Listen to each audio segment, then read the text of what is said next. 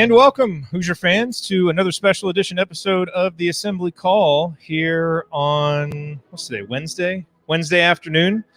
As news has broken this afternoon about the coaching staff, we have been waiting to find out who the third assistant coach would be. We have been waiting to find out what would happen with Mike Roberts. And we are starting to get some clarity on that, as just a few minutes ago, the official Indiana basketball account tweeted out a welcome message to Yasir Rosemond. It says, "Welcome to Bloomington." So he is going to be the third assistant. And we're going to talk about that here in just a moment. But while I was getting the show set up and ready to go, just to talk about that, we also got some news on some other members of the staff. Mike Roberts is going to remain in the IU program. We're getting a tweet here from Tyler Talkman. Mike Roberts will remain in the IU program as the assistant AD for basketball administration. And Clif Marshall is going to remain on the staff. And then Benny Sander and Brian Walsh, who have worked in the IU program for the last 4 years, will also be retained on staff.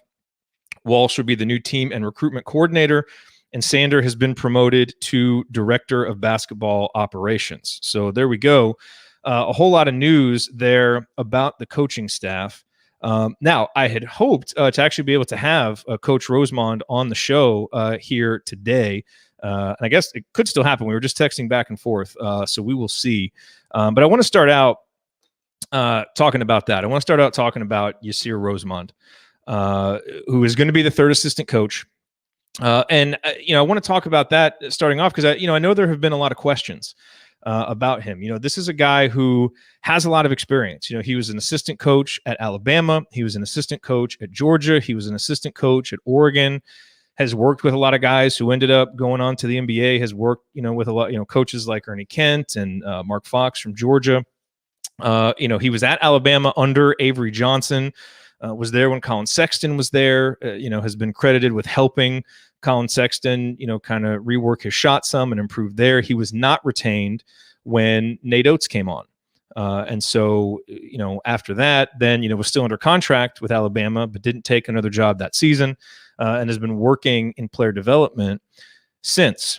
Now, the questions have come up with Coach Rosemond because of his name appearing in the FBI report, the infamous college basketball FBI report. And I'll just read right from it here. This is from Tidesports.com. Headline: Former Alabama assistant among coaches named in federal trial. It says Rosemond was named by Blazer among a group of coaches, and we don't need to name all of them, who met with Dawkins, Blazer, and undercover agents. They didn't receive money because they weren't considered worthy enough yet, i.e. they didn't have the pull with prospects. According to Dan Wetzel of Yahoo Sports, who is also covering the trial, Rosemond was videotaped at a meeting in Las Vegas telling Dawkins and Blazer, "Whatever you need me to do, I'll do it." In terms of recruiting resources, Rosemond did not receive any money at the meeting, per Wetzel's report. So this, the presence of his name in this has caused a lot of questions, and understandably so, given, kind of Indiana's history, right? We all, remember what happened with Kelvin Sampson, brought a guy in who, was on probation, had issues, and then he came in and kind of the same things happened, yada, yada. I think it's important to just set a couple things up front here, which is that, Coach Rosemond wasn't investigated by the FBI. I've heard that said, like he was investigated by the FBI. He wasn't. His name appeared in the report, but he was not found to have done anything wrong. And so I think that is an important point to mention right off the top. Now, I had, a lot of the same questions. And so I actually reached out to Coach Rosemond about a week ago, and he was awesome and just, hopped on the phone and we kind of talked through all this stuff, because I wanted to ask him, questions about that and kind of get his side of the story.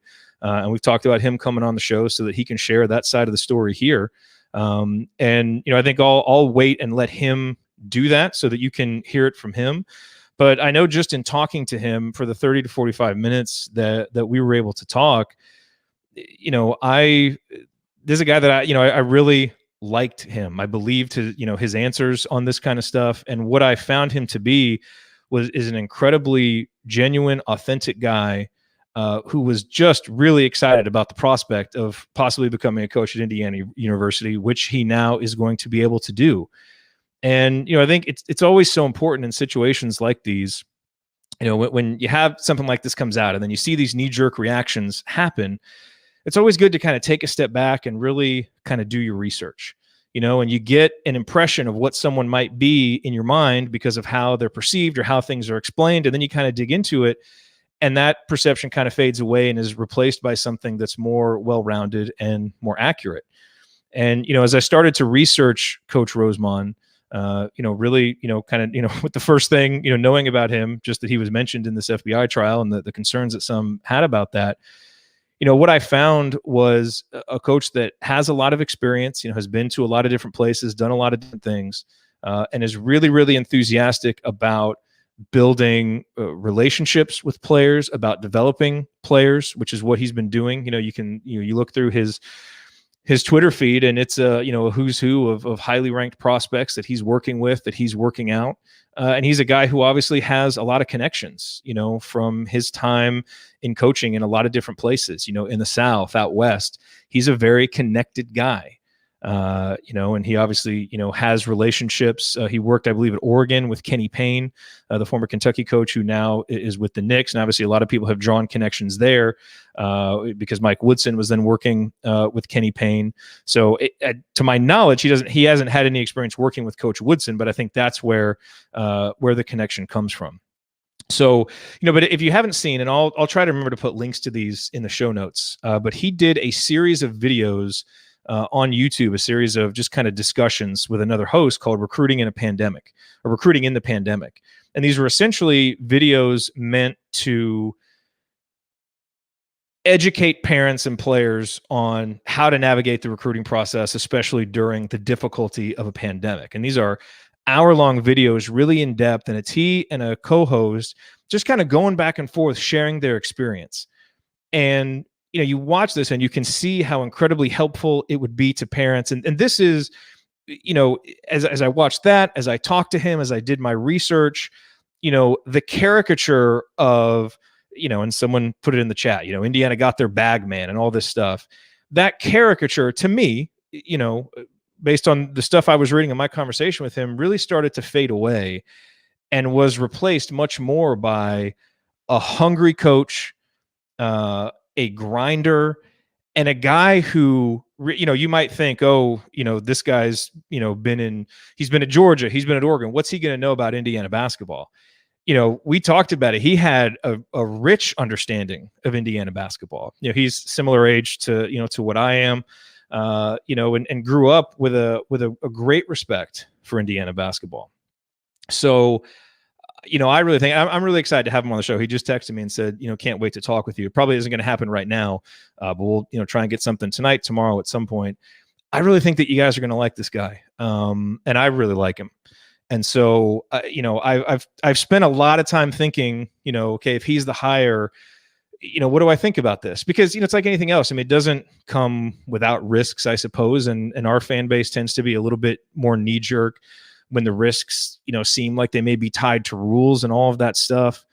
But, number one, he doesn't come with the baggage of actually having broken them or being on probation or anything like that, even though it gets portrayed that way sometimes. So I think there's a lot to like, because I think he brings a nice balance to the staff. You've got, Kenya Hunter and Dane Fife are obviously very established assistant coaches. Kenya Hunter has already shown us what he can do as a recruiter, is a guy that a lot of people have pegged as a future head coach. Dane Fife, we know about, his history with Indiana. If you haven't watched his media availability yesterday, I've probably watched it twice by now. It's fantastic, and you can see the love he has for Indiana University. And so having that back plus his Big Ten experience is great. But I think in this new template for Indiana basketball and what Indiana basketball is going to look like, from the vision that Scott Dolson shared when he hired Mike Woodson, it's to have more of an eye towards, how are we going to sell to kids that they are going to be able to come here, help us win games at Indiana, but also reach their goals in the NBA, right? We've got this coach that has NBA experience, but also, combines that NBA experience with great IU experience. So it kind of makes him, the perfect head man for this new template. But then if you're going to kind of complete that and maximize it, what you also need are people who can recruit on a national level, people who have, connections that maybe you don't have or that another coach on your staff doesn't have. And because of Coach Rosemond's background and just the varying different places that he's been, I think he brings some of those contacts and he brings some of those relationships. And I think that's going to be really important. And the other thing is, and, he and I talked about this, reflecting on what Scott Dolson had said at that introductory press conference when he had talked with the players, and how what the players wanted is more relationships, more development, and a better offense, or more wide open offense. Relationships and development were 1-2. And it's very clear that he's big on relationships with players, and he's clearly big on development. It's funny, I read an article that really gave him a pretty decent amount of credit for helping Colin Sexton, fix his shot when they were at Alabama. And, I'd watched a lot of film and kind of helped him with stuff. And I asked him about that, and he was unwilling to take any credit. He was unwilling to take any credit whatsoever for kind of helping. He was very humble in that regard. But you can tell he's a guy that loves just getting out there and working with players, man. And gosh, if there's one thing that has disappointed us all over the last few years, it's the lack of development. It's really kind of sounded like the development, a lot of the development was kind of on the players. Well, he's a guy who really seems like he just loves being in the gym and working with guys and wants to take ownership of that. And, and the other thing that really came across, and you can, anybody can tweet, anything they want. Where's, let me see where his tweet is after, I don't know if I'm gonna be able to find it. Something. He said like, God is good or God is great. There we go. God is good. So happy to be part of the Hoosier family right after they tweeted it. And that's the other thing that came across to me when we talked is just, he's really excited about this opportunity. He really is, and I think, like you said, he's been out of coaching for a couple of years. I think, part of that was just he was still under contract with Alabama, so he was still being paid by Alabama, so he didn't need to rush back into it.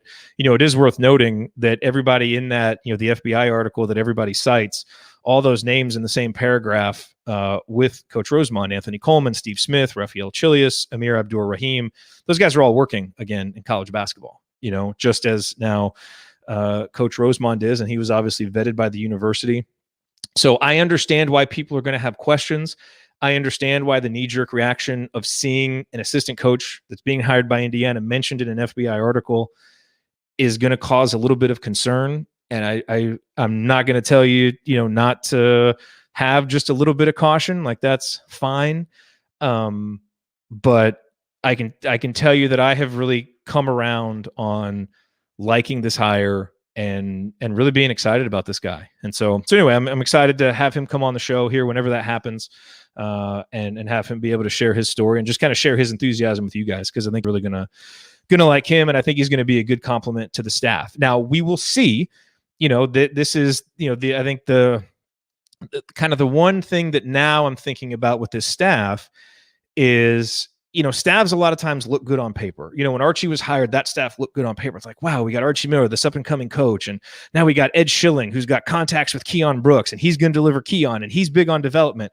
And then Bruiser Flint, my goodness, he's been a head coach before, and he's got, all this stuff. And then Tom Ostrom, he's worked with Archie. I mean, and I wrote an article about how great that staff looked on paper. Staff didn't turn out to be quite as good as we thought. Obviously, the results weren't there. And so it's very easy for all of us to talk ourselves into the idealized version of this staff. And what's it going to look like when everything is perfect, when Kenya Hunter's out landing all these recruits, and you've got 2 potential head coaches on the bench, and Dane Fife is doing Dane Fife things. And now, Yasir Rosemond is here, to really be a player development guy and help get recruits and do all of this stuff, and oh my gosh, Thad Matta's there. The one concern that I will say is, we have a staff with a lot of people with credentials. It seems like each guy is in a position where he can really succeed based on his history and his skills. And yet we've never seen all these guys work together before. And so that's the question that I now have is, especially with an NBA coach coming and leading a staff in college, how do they work? How do they coalesce? Dane Fife talked about it, where now he has to recruit to his head coach, which he's never done before. He's been recruiting to Tom Izzo. Now he has to recruit to Mike Woodson. Same thing. Yasir Rosemond has recruited to other coaches. Now he's got to do it, for Mike Woodson. How does all that work together? And maybe it works together great. My guess is like anything else, when people are kind of, put together and, in a situation like this, and they've got to work and they're all strong-willed people with visions for how it should go, there will be bumps in the road. But I'm excited about the staff. Would I have liked to see Michael Lewis on the staff? Yes. And I've said that, if we could have gotten Michael Lewis on the staff, I absolutely would have loved that. And I don't know enough, I guess with any staff, with any recruit, anything, it's about opportunity cost, right? It's like, okay, you got this guy, but who could you have gotten? I don't know enough about the assistant coach landscape out there to tell you, well, there's these 10 other guys that would have been really good, because maybe there are, and I don't know that.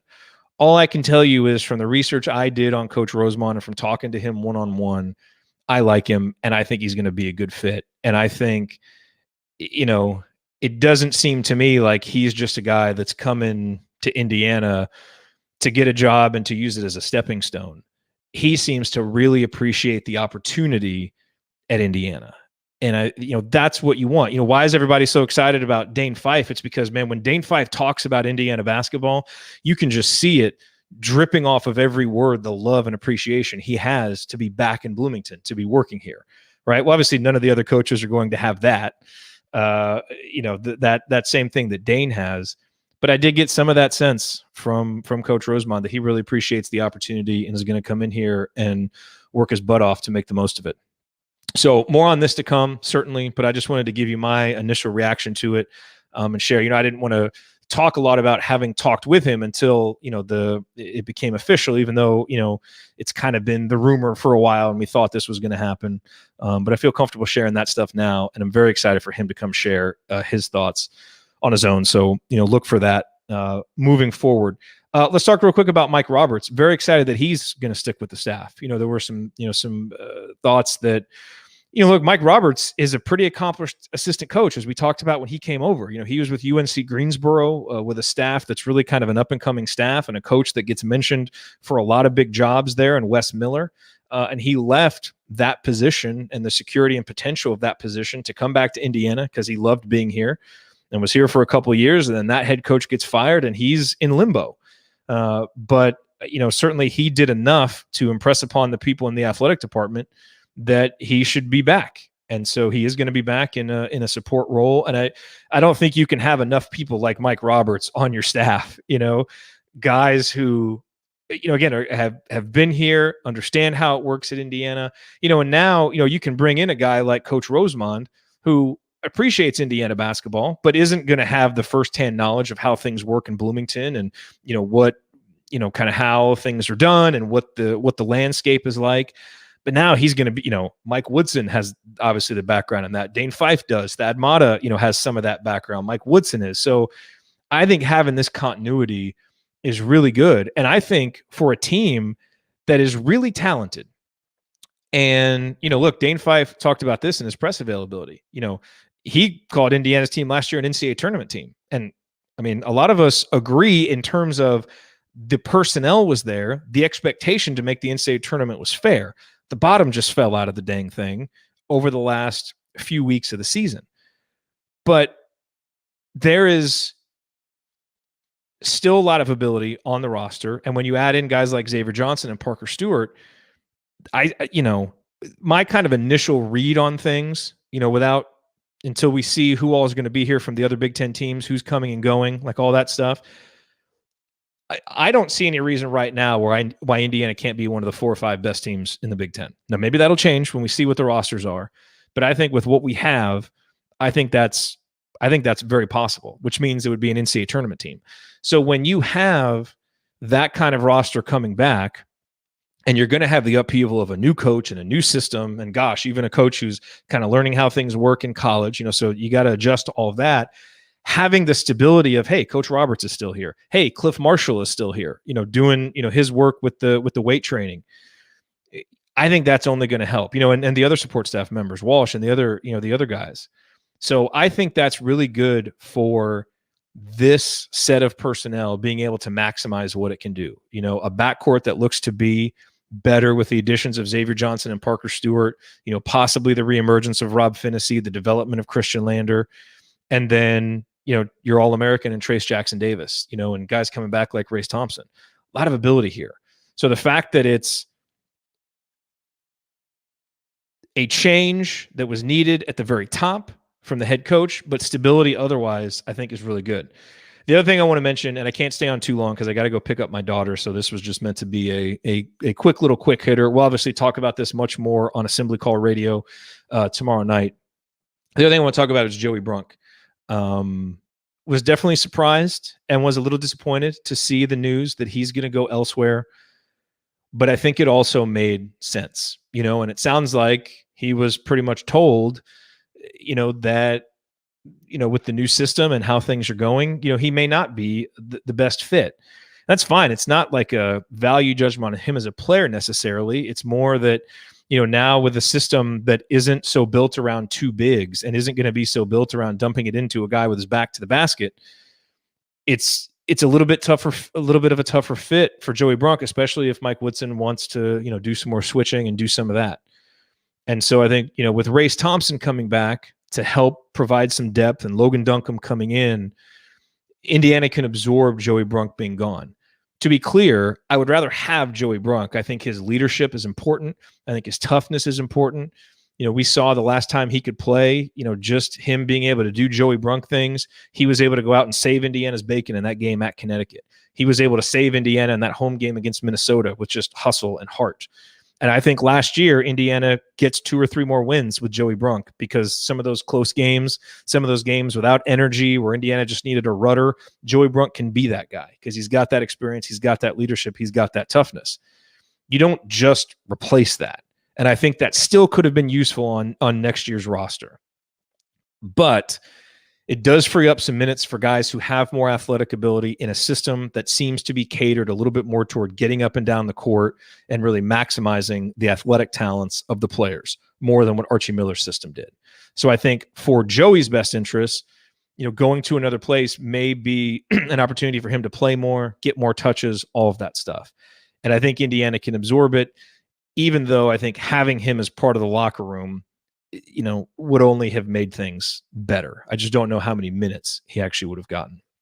But that's my quick take on that. Otherwise, but a good day for Indiana basketball today. I think finding out that we're going to have some of the stability, getting Coach Rosemond on board, and now we can press forward. And start to see now the unanswered questions are who else does Indiana bring in from the transfer portal? Sounds like they really want to get some more shooting. Certainly with Joey Brunk being gone, maybe there's a little bit more of an impetus to get a big guy, especially if it's a young big guy who can develop over a couple of years, because you're going to need that with Trace gone next year and Race Thompson gone next year and Joey Brunk already gone. So, and then, do you find another wing, preferably a guy, 6'5" to 6'7" who can shoot it, but just someone who can add some shooting that you lost from Armand Franklin. So there are still areas of the roster to improve. But I think still, as we sit here on April 14th, I'm really excited about everything that's happened on balance. I'm excited about this hire, and I'm excited for our chance to talk to Coach Rosemond and to be able to share that with you. So anyway, just a real quick episode. Wanted to get some of those thoughts out there, let you guys know what I was thinking about it. Join us tomorrow night for Assembly Call Radio. Andy will be there. Coach will be there. Ryan is not going to be able to be there. He's had, I think, LASIK surgery, so we can't stare at a computer screen for right now. So don't worry, we're still going to get scouting reports from Ryan on Xavier Johnson, and get all of his thoughts on stuff. He's going to have some pent up hot takes coming. So we'll get those, and I should be able to be on tomorrow night too. Probably won't be there for the first half hour or so while I'm doing bedtime with my daughter, but then I'll pop on after that and get it rolling. So the last thing I want to say before I sign off here is thank you to everybody who is on our email list, who has been sharing our email list with other people. We launched that ambassador program. So if you're on the email list, you know what I'm talking about, with, a bunch of different rewards. But two people who are in the chat right now, Jen and Jay, have absolutely set the pace. They've both already referred more than 40 people, each one of them, 40 people who weren't on the email list already. They have referred them to the email list to continue growing that. There's a lot of enthusiasm with Indiana basketball right now, and I'm really excited to bring more people into our community. More people here for the live shows, more people in our private discussion community, more people on the email list. This thing is going to get fun. It's always fun. It's less fun in seasons like the last few, but it's always fun. But gosh, you feel the enthusiasm that's happening, and it feels like it's going to get a lot more fun. And you know what makes it even more fun than that? Sharing it with each other and with all of you guys and with a community where we can talk about this stuff, get excited about it, commiserate, when things don't go as well as we want to, celebrate when they do. And I think, Dane Fife had some really good points about how we all, as Indiana fans, Indiana community, Indiana media, all of that stuff, have our role to play in supporting the program. Doesn't mean that you can't ever be critical, but it does mean that there are ways to do this that propel things forward and that put positive vibes out there, in the world for the community. That's what we've always wanted to do here with the Assembly Call, both the show and the community. And so I'm really excited to bring more people in, tell friends about the show, tell friends about the email list, about the private, discussion community. We like to see our roles as just kind of leading the discussion, giving us all a place to kind of come around and congregate around the team. And we are really excited to continue doing that. Weren't as excited about it 6 weeks ago. Things didn't seem quite as exciting. But man, we are enthusiastic about it now, and it seems like a lot of you are too. So anyway, thank you to all the ambassadors who have been out there sharing the email list. Really appreciate that. If you didn't get that email and you want the details to see how you can get cool rewards like the limestone coaster or an Assembly Call hoodie or an Assembly Call t-shirt, just send me an email, Jerod@assemblycall.com, and I will let you know so that you have all those details. All right, I have got to go. I got to go pick up my daughter, but we'll be back. We'll see. I'll see when I can talk to Coach Rosemond. Could be later tonight. Could be tomorrow. We'll see, but we'll get that to you. And then we'll talk to you guys on Assembly Call Radio coming up tomorrow night. Have a great evening. Have a great afternoon and a great evening. And I'll talk to you all soon.